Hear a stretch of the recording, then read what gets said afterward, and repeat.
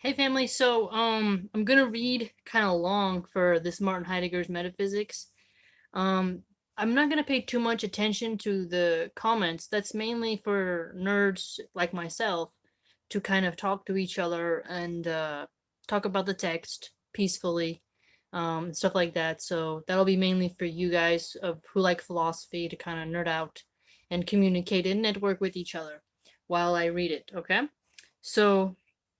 Remember, this is Martin Heidegger's Metaphysics. He was a German philosopher. He's kind of wordy, but he's a really interesting guy. And remember, this was translated from German into English, so let's keep that in mind. Some words might be a little bit weird, but they do give us some of the German words next to it. So we are in the section that says the restriction of being, and we are on page 106 towards the top, okay? These few words stand there like archaic Greek statues. What we still possess of Parmenides' didactic poem fits into one slim volume, one that discredits the presumed necessity of entire libraries of philosophical literature. Well, that's a big statement. Anyone today who is acquainted with the standards of such thinking discourse must lose all desire to write books. What? No. What is said here from within being are semata. Okay, so semata.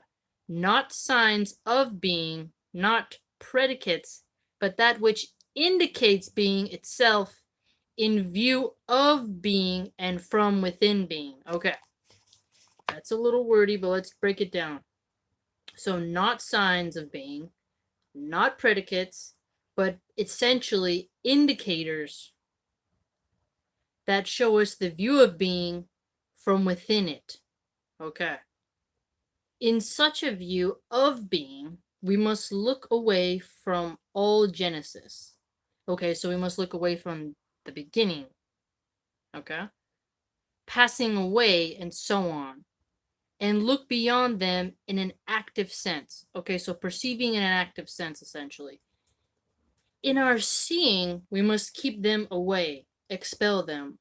What is kept away through the a and the ood, not and nor, is not commensurate with being. It has another measure. Okay, so he's contending that being can be measured in another way. Okay, let's check it out. We conclude from all this that being indicates itself to this saying as the proper, self-collected pursuance of the constant. Okay, so self-collected. Okay, so he's contending that being is self-indicated and self-collected. Okay. Pursuance of the constant. Okay, so it's constant. Undisturbed by restlessness and change.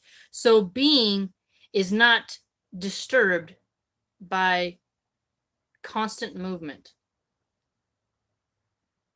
or change. So being is not going to be changed by change. Interesting. Even today, in accounts of the inception of Western philosophy, it is customary to oppose Parmenides' teaching to that of Heraclitus. Okay, he's going to bring in Heraclitus and Parmenides more. An oft-cited saying supposedly derives from Heraclitus, panta re, and is in flux. Hence, there is no being, all is becoming. Okay, so essentially, what I'm getting from him is this. So being is not just stagnant, okay? It is a becoming. It's self-collected, it's constant, and it's not disturbed by restlessness and change. And it indicates itself. Okay. One finds nothing out of order in the occurrence of such oppositions, here being, there becoming, because they confirm a rule that applies from the inception of philosophy onward, a rule that supposedly spans its entire history, namely that when one philosopher says A, the other says B. But when the latter says A, then the former says B. Of course, if someone asserts the opposite, then in the history of philosophy, all thinkers have a bottom said the same thing. What? Oh, what? No, that's not a what? No. Then this is taken as yet another outlandish imposition on everyday common sense. What use, then, is the multifaceted and complex history of Western philosophy if they all say the same thing anyway? Well, they don't all say the same thing. Okay, first off, okay, and regardless if so, even if let's go with his notion here, even if everybody said the same thing. Okay, let's pretend Plato and Aristotle said the same thing. Let's pretend Heraclitus, Thales, all of them said the same thing. The value of something doesn't diminish just because it's repeated a lot. Okay? That's what I would first say. The value of something doesn't get diminished just because something is said in different ways multiple times throughout history, right? Value is value. Let's continue. Then one philosophy would be enough. No. Okay, so one philosophy wouldn't be enough. So he's trying to say all these different philosophers are all saying the same thing. Therefore, get rid of all of them and just have one who says it, and then that's it. Well, think about it. They might all be saying the same thing at its premise, but they might all get to their conclusion in a different way. And them getting to their conclusion in a different way is going to help other people find the way to their conclusion. Different approaches to the same goal is good because there isn't just one road to a goal. Sometimes there's multiple roads, right? In a philosophy type of reasoning thinking mode. And different people are going to approach it in the same way and in different ways, right? So one is not enough. No, that's not sufficient. No. Everything has already been said. I've heard this contention a lot. Well, everyone is just repeating Plato. Well, no, not essentially. Not everybody's giving the cave analogy. No, nobody's talking about always the perfect form, right? Plato's forms. There is a difference. And even if everyone was saying Plato's forms, right? Even if somebody was saying that, okay? That doesn't mean that someone in the future isn't going to say something different. So therefore, one philosophy would be insufficient. So no, not everything has been said. That's not true. If people are repeating, that reflects their lack of cognitive ability. That doesn't reflect the discipline of philosophy itself. Okay? That's what I'd say. What do you think? And yet this same possesses, as in its inner truth, the inexhaustible wealth of what is on every day as if that day were its first. Heraclitus, to whom one ascribes the doctrine of becoming, in stark contrast to Parmenides, in truth says the same as Parmenides. He would not be one of the greatest of the great Greeks if he said anything else. Well, that's kind of harsh criticism. One simply must not interpret his doctrine of becoming according to the notions of a 19th century Darwinist. Certainly, subsequent presentations of the opposition between being and becoming never attained the uniquely self-contained self-sufficiency of Parmenides' saying. In that great era, the saying of the being of beings contained within itself the concealed essence of being of which it spoke. The secret of greatness consists in such historical necessity, for reasons that will become clear later on. For now, we will restrict our discussion of this first separation, being and becoming, to the guidelines we have provided. Okay. Beings of beings contained within themselves. Concealed essences of being, which speak. Let's see. All right. So, the new paragraph is number 2, and its title is Being and Seeming. Okay? This separation is just as ancient as the first. The fact that these two separations, being and becoming, being and seeming, are equally original points to a deeper connection, one that remains obscure to this very day. For until now, The second separation, being and seeming, could not be developed further in its genuine content. For this, it is necessary to conceive this separation originally, that is, in a Greek way. So it's interesting how, remember, Heidegger's very interested in language, and he's contending that language often dilutes meanings of words and that words are actually limited to describe metaphysical concepts and modes of essence. So it's very interesting that he is seeming right now to say that we should conceive the separation of being and seeming in a Greek way. So let's see if he elaborates for us. For us who are exposed to the modern epistemological misinterpretation, that is not easy. For us who can respond to the simplicity of the essential only with difficulty, and then for the most part in an empty way. Empty way. Heidegger is funny. At first, the distinction appears clear.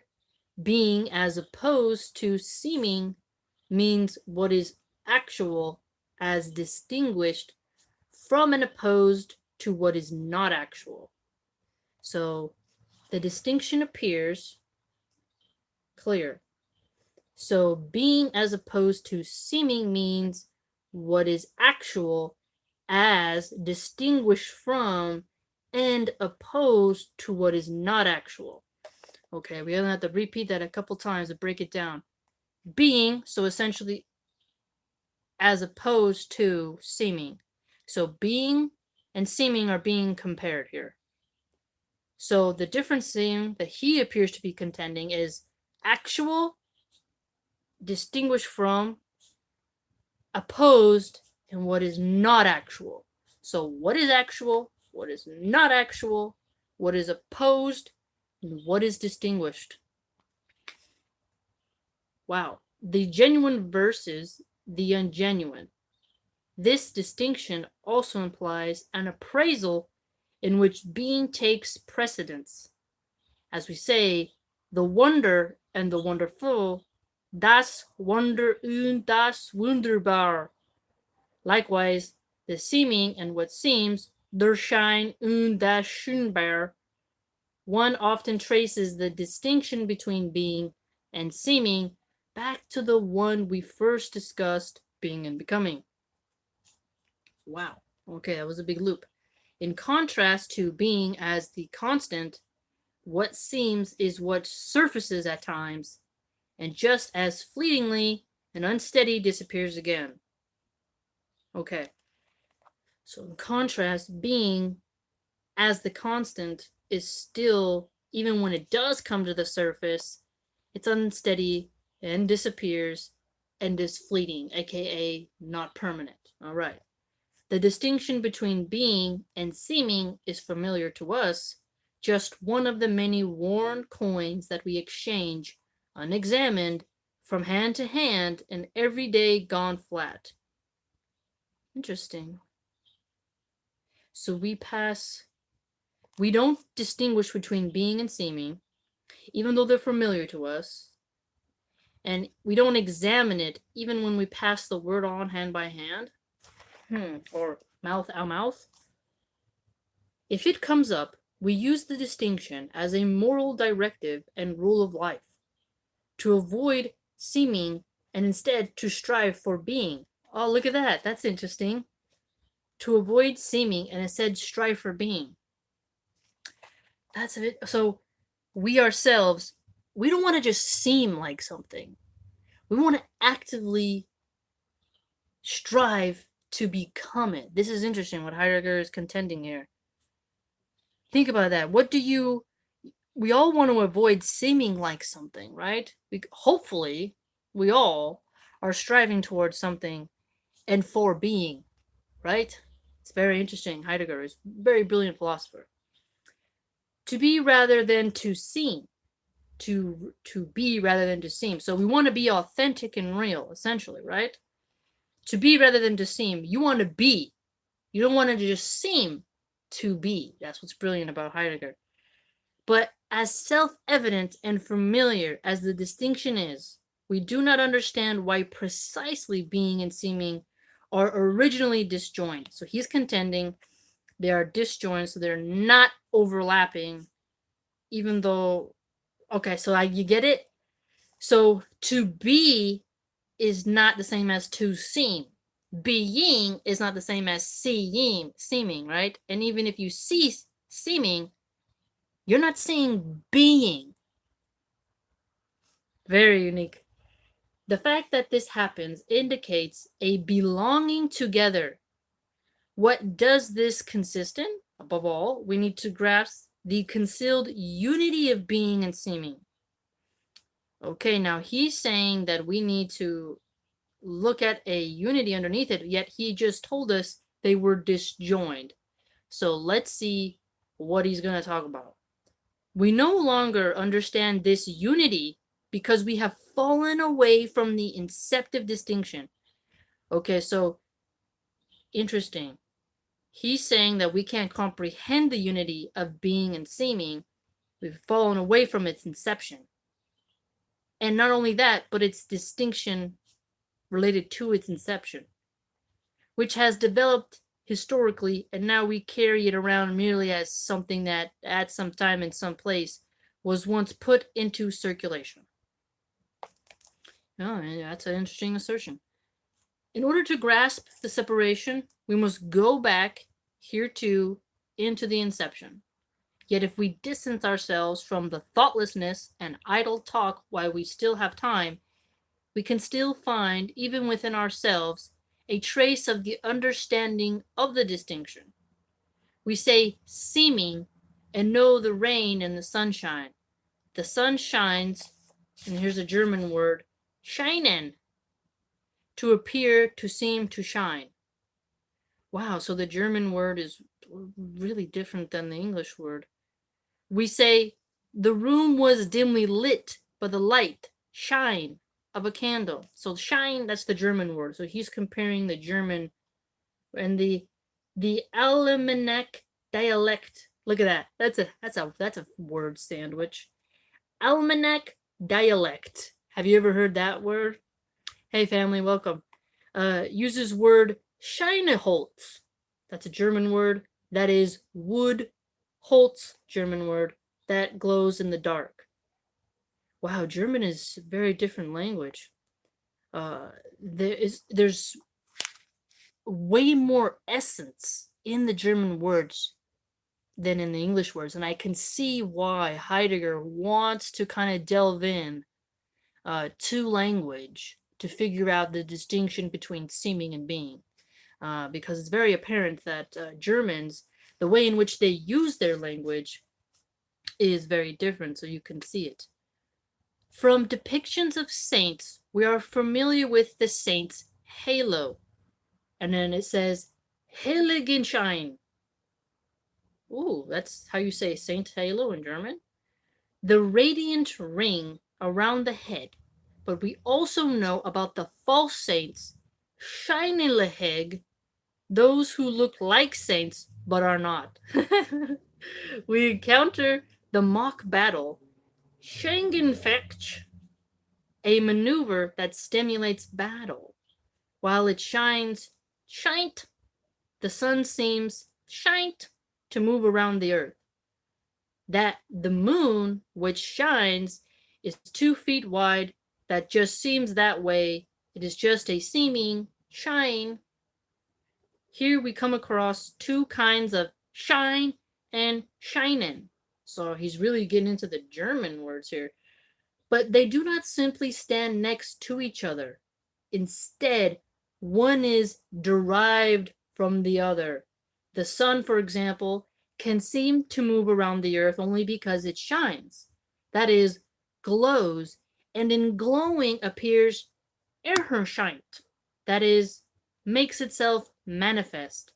Zum Vorschein kommt. And again, that's my best German pronunciation. And in the shining of the sun as glowing and radiating, we also experience this radiation as warmth.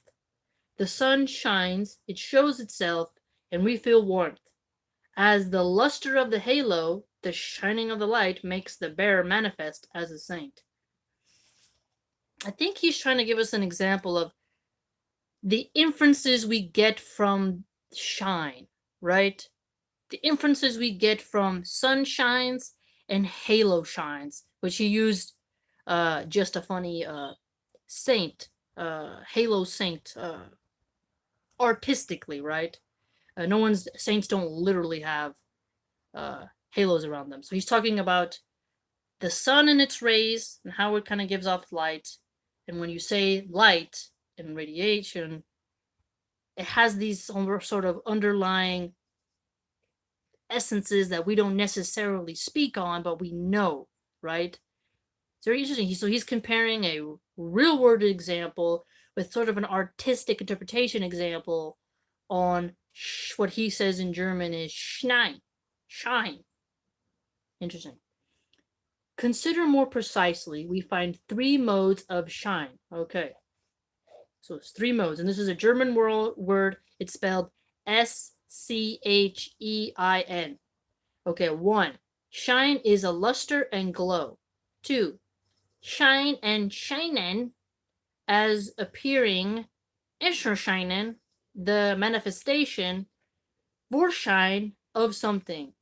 And thirdly, Schein as mere seeming, the semblance, Anschein, presented by something. But at the same time, it becomes clear that the second mode of scheinen, appearing in the sense of self-showing. Oh! Appearing and self-showing. Ah. Remember seeming and being? And now he's using that German word shine as to show us appearing in the sense of self-showing. This is interesting. Okay. Very wordy.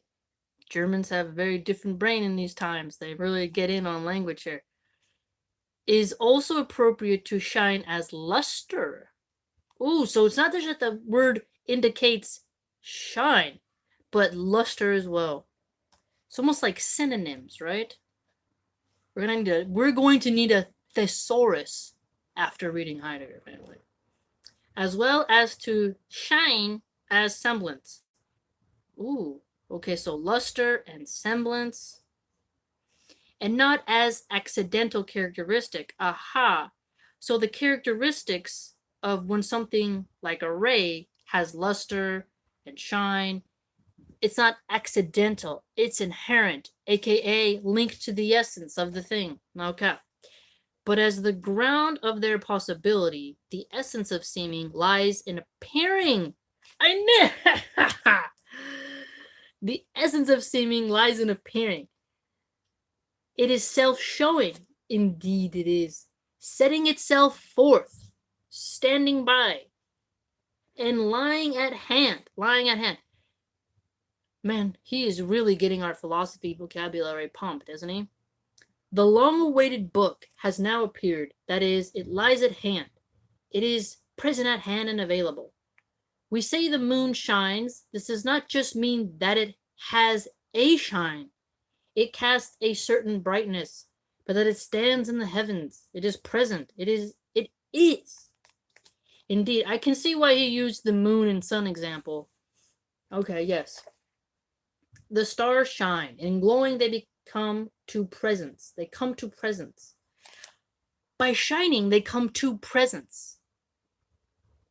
So presence is also linked to being, becoming, right? Think about it. Wow. Seeming means exactly the same as being here. Okay, and then he's giving us a, no, that seems really long. It's like a long German phrase. We'll skip down a couple lines. If we pay attention to what has been said, then we will discover the interconnection between being and seeming. But we can grasp this connection fully only if we understand being in a corresponding original way. And here this means in the Greek way. So he wants us, so remember he just gave us an example of the German way of looking at, remember the word was, Anschein and shine, right? Shine, so Schein. He gave us an example of just how this German word has many inflections and sort of side meanings, right? So now he's pulling us into saying this is why you have to look at the word being in a Greek way. This is interesting. So he broke it down in a German way. Now he's going to break it down in a Greek way. We know that being opens itself up to the Greeks as phusis. Okay, so the Greek word he's going to use now is phusis, which is spelled Phusis, in case you want to go into Google and check that out later.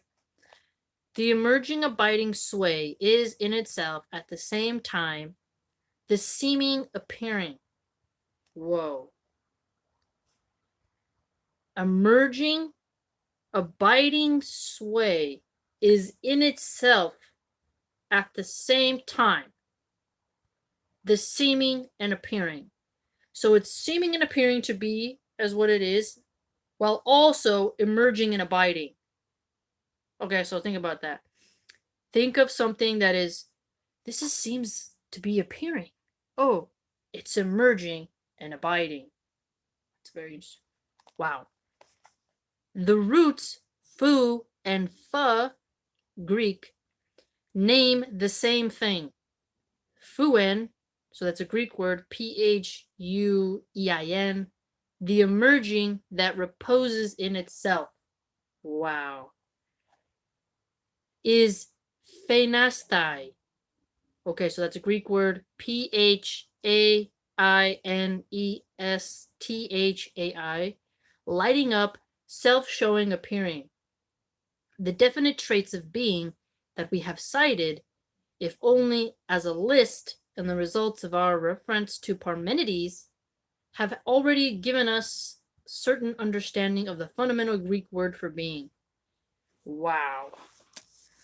So it appears that the Greeks and the Germans have a pretty good, could we call it a dictionary definition? Dictionary would be like too limited, right?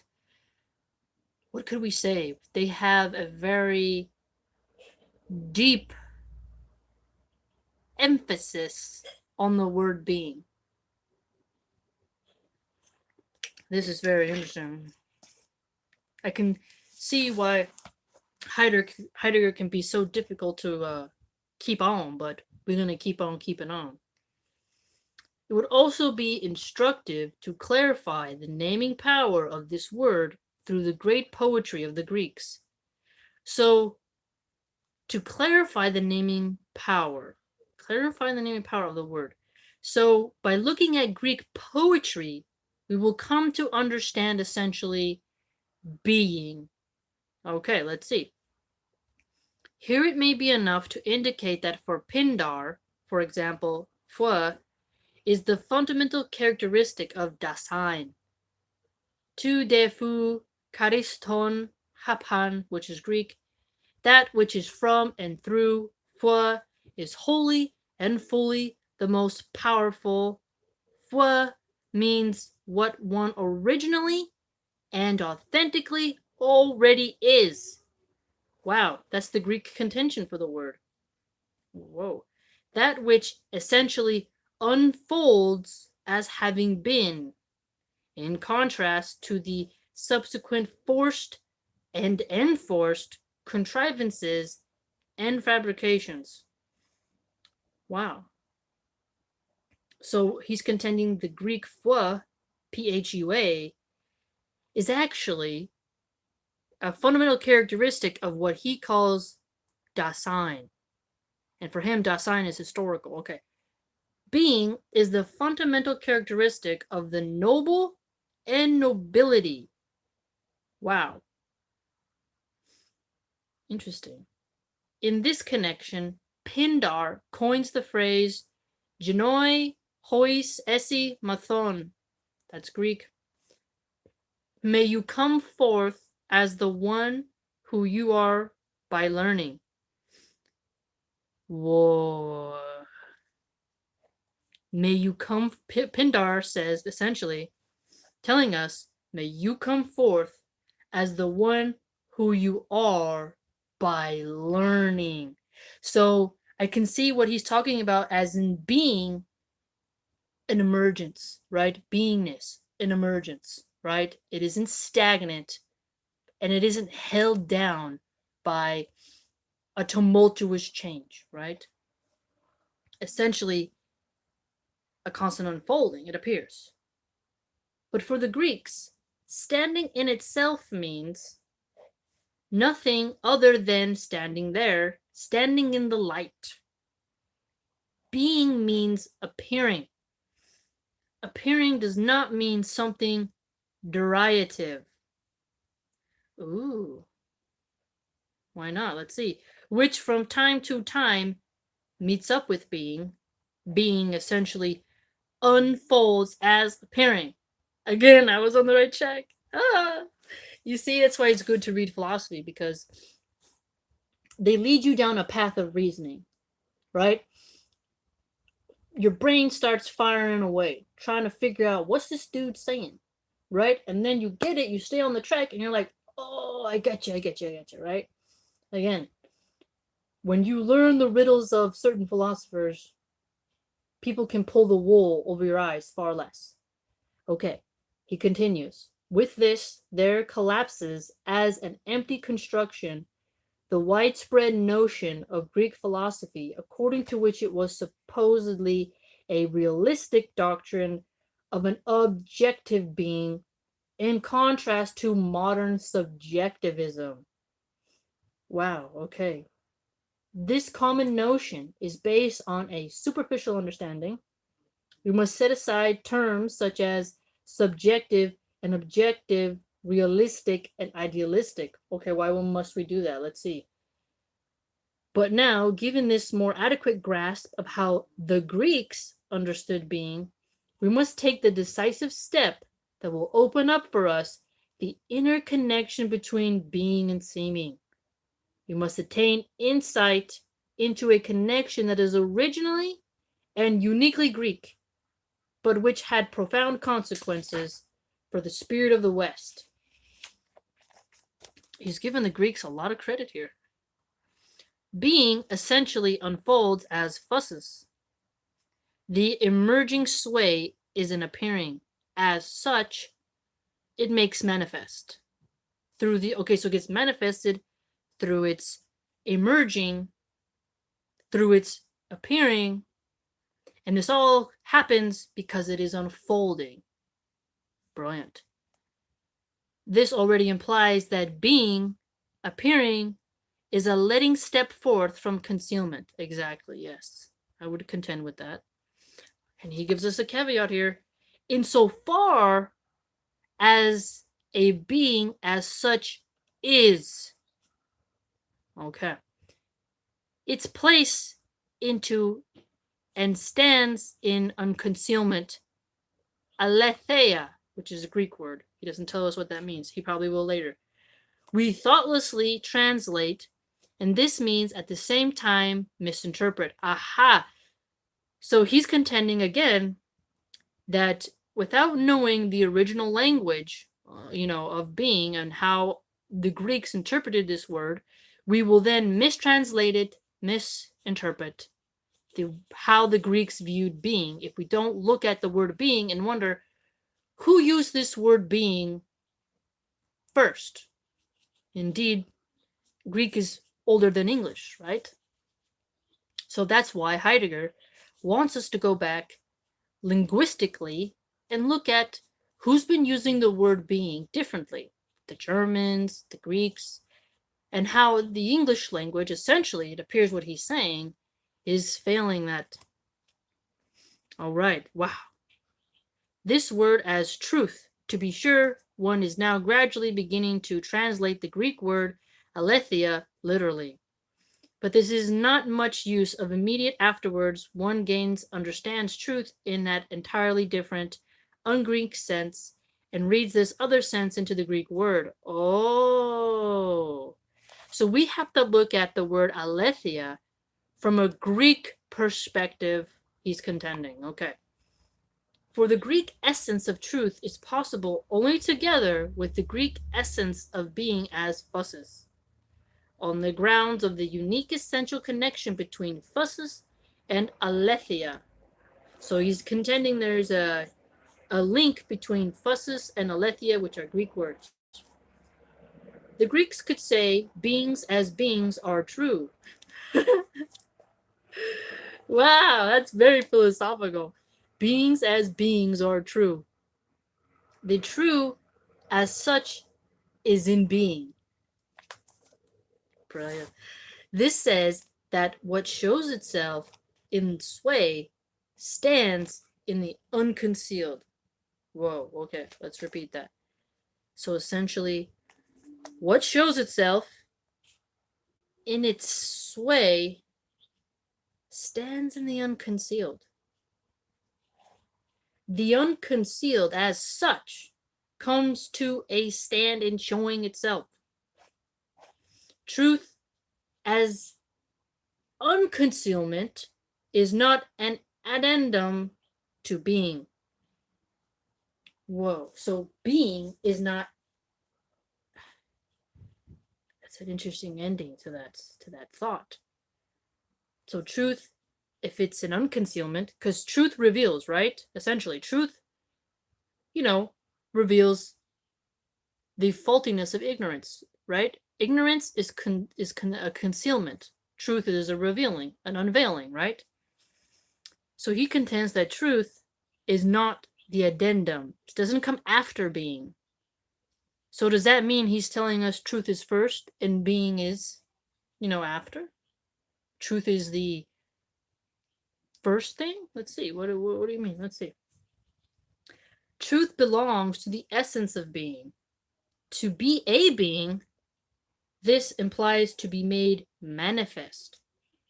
To be a being means implied made manifest. Yes. To step forth in appearing. To set itself forth. To produce something.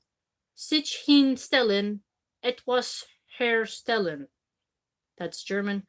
Not being, in contrast, means to step away from appearance, from presence. The essence of appearance involves this stepping forth and stepping away. Wow, the essence of appearance. Okay, the essence of appearance. This hither and hence is in the genuinely demonstrative indicative sense. Okay, so indicative indicates to us, hey, when there's an essence of appearance, it can indicate to us and it can demonstrate. Yes, because it's demonstrating its essence by appearing. Interesting.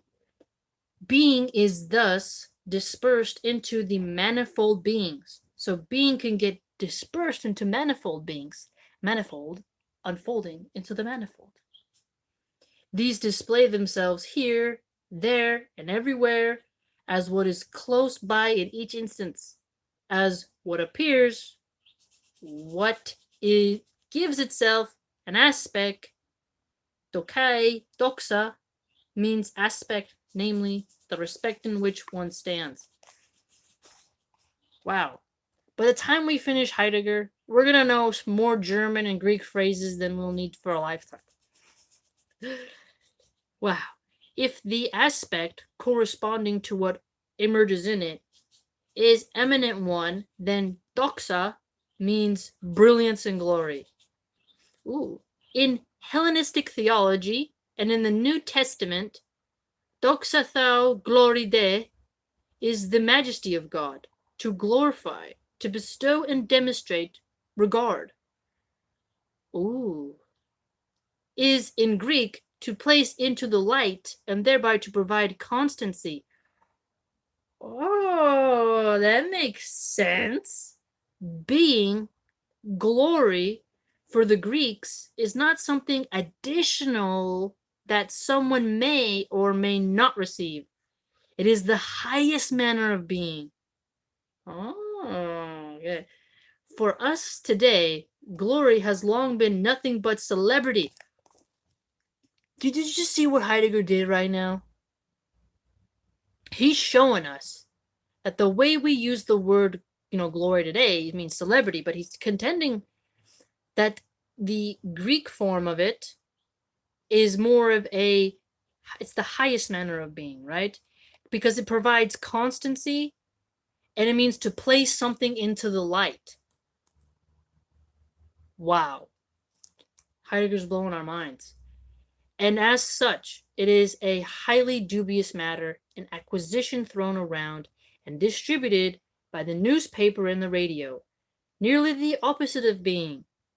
If for Pindar, glorifying constitutes the essence of poetry, and it is poetizing, that's a funny word, poetizing, never heard that before, and to poetize is to place into the light. Wow, Heidegger's given some big compliments to poetry. And look at these new words. So the essence of poetry, wow, and poetizing and to poetize. This is brilliant. Then this is by no means indicates that for him the concept of light plays a special role, but simply that he thinks and poeticizes as a Greek. That is, he stands in the allotted essence of being. Wow.